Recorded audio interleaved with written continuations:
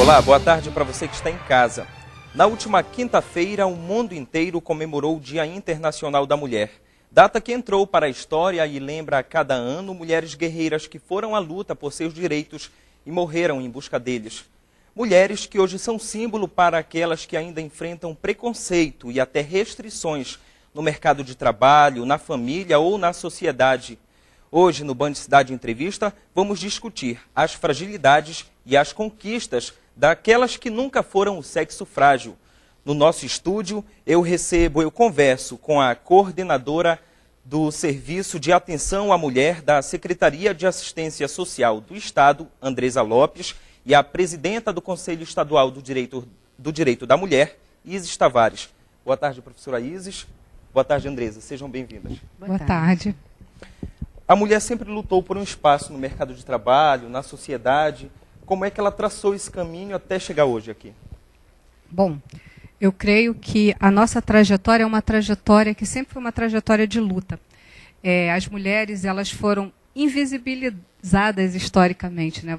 Nós vemos que na história oficial é uma história de homens, não de mulheres. Então, o nosso papel, enquanto também colaboradoras, construtoras dessa sociedade que é Estado, foi invisibilizado. Mas nós, na Idade Média, o nível de mortes e tortura de mulheres chega às raias do Holocausto.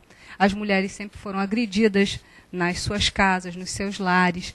E, mesmo assim, nós sobrevivemos, somos metade da população e conquistamos o direito do voto, estamos conquistando cada vez mais espaço e temos uma presidenta, mulher, que fez, inclusive, abriu, né, o discurso lá, plenária da ONU. Isso para nós é muito importante. Andresa, justamente ter uma presidenta hoje, a primeira do Brasil, uma representante mulher maior, isso traz uma liberdade maior para que as mulheres realmente sigam em busca dos seus objetivos? Com certeza. As mulheres hoje, com esta referência, elas conseguem estar sendo motivadas para lutar, porque elas conseguem, a partir do referencial da nossa presidenta, das nossas ministras, e hoje nós temos várias mulheres como líderes, né, políticas no nosso país, as mulheres da nossa sociedade, elas conseguem vislumbrar a possibilidade de que é possível, sim, galgar e alcançar os seus objetivos. Qual é o perfil daquela mulher lá do século XX para essa de hoje, do século XXI? Hoje nós temos mulheres com mais coragem, com uma perspectiva melhor, muito menos retraídas, mas com uma visão de futuro, com aquela perspectiva de liberdade, de possibilidades, de poder mesmo, de conseguir visualizar que aquilo é possível.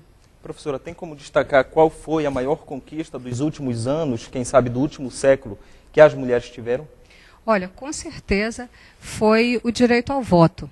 Né? Com certeza foi o direito ao voto, porque, inclusive, isso fez com que... E não era voto para todo mundo, era para as mulheres casadas ou emancipadas, né? Então elas tinham direito a votar e não ser votada. E ainda abastadas, né? Sim. E aí o que acontece? Hoje, com certeza, a questão do direito ao voto ele foi muito importante. Mas, a partir da década de 70, é que o movimento de mulheres ele ganha corpo mesmo. Ele ganha com todas aquelas manifestações que houveram em relação às mulheres. As mulheres começam a sair do espaço privado para o espaço público, né? E isso traz para elas maior projeção, mas traz problemas. Que é um grande problema que nós temos ainda até hoje, porque se nós conquistamos o espaço fora de casa, mas dentro de casa nada mudou.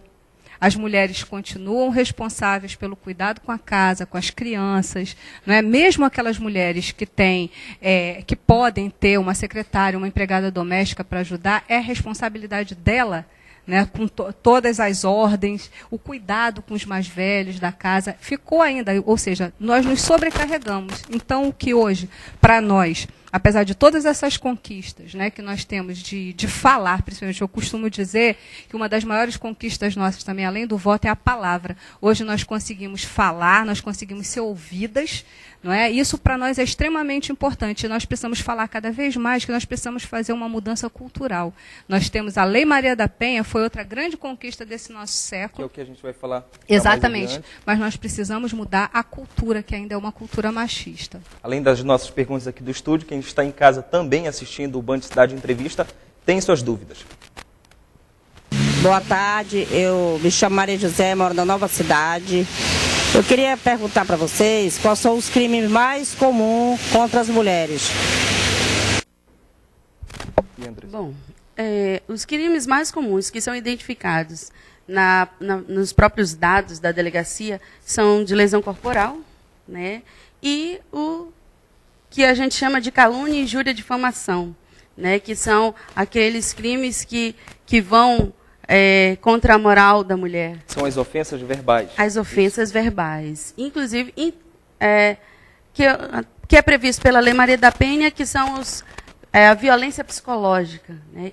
São os crimes mais comuns e é o que a gente acaba divulgando mais, porque as mulheres não sabem o que é uma violência psicológica, o que é uma ameaça, o que é uma calúnia, o que é uma injúria.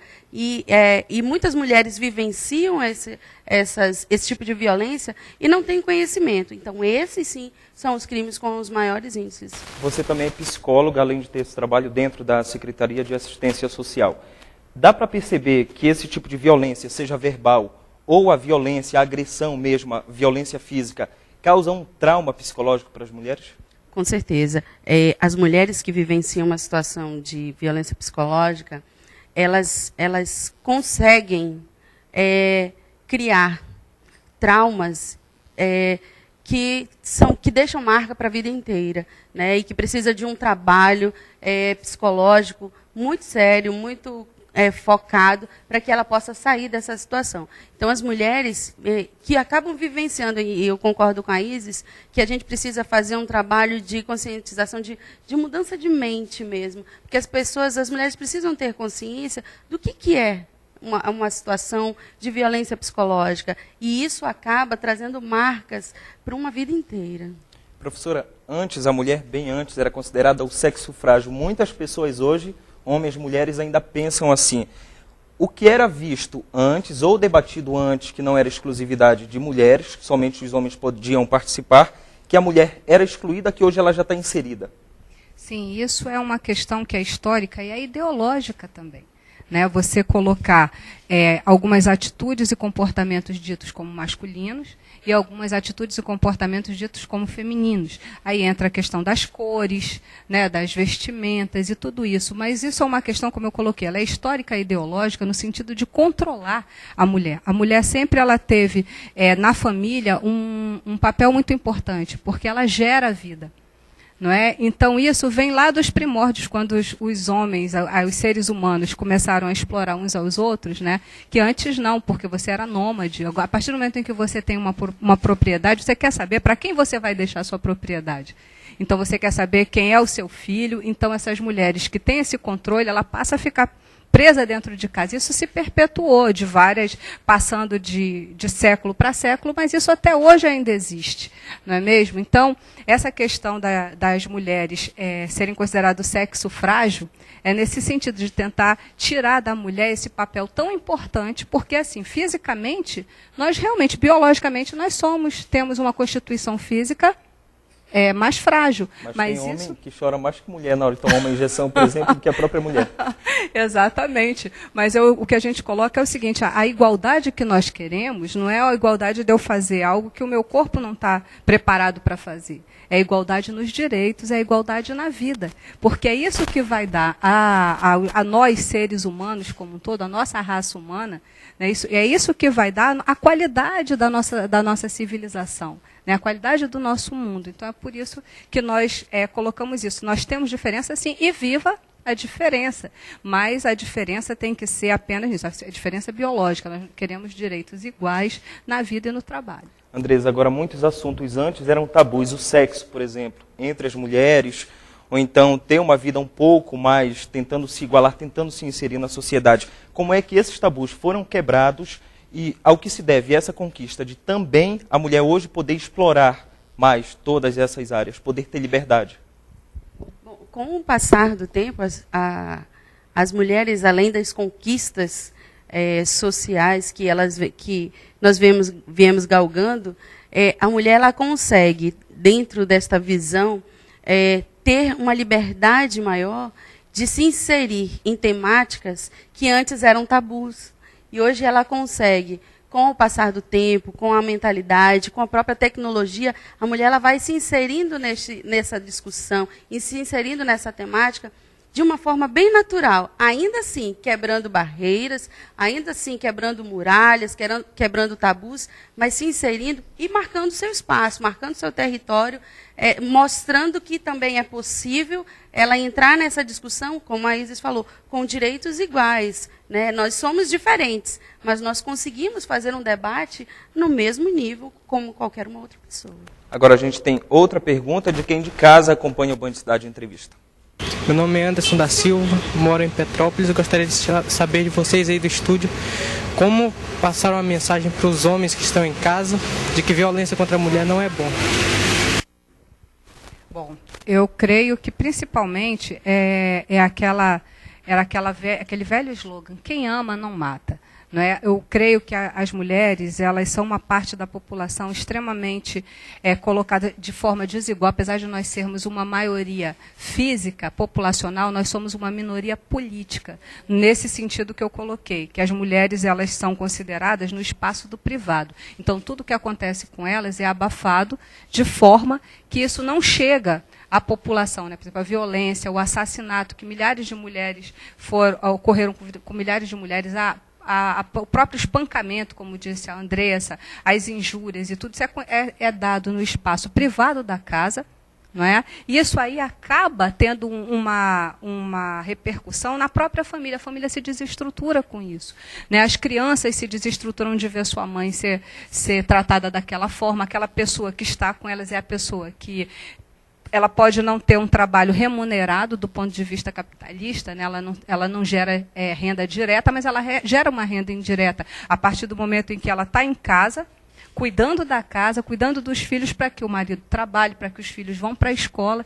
Então ela está ali, ela gera essa renda indireta e de repente ela começa a ser maltratada. O que vai acontecer? A família ela se desestrutura. É a questão da cultura da paz. A paz, quando a gente fala da paz, nós geralmente nos referimos a guerras que estão acontecendo no mundo ou algum fato que acontece numa escola. Mas não, a paz começa dentro de casa. Então, a nossa mensagem para os homens que estão assistindo agora esse programa é que quem ama não mata. Nós, mulheres, nós não queremos estar acima dos homens, nós não queremos ultrapassá-los, humilhá-los, até porque, senão nós não estaremos brigando por igualdade.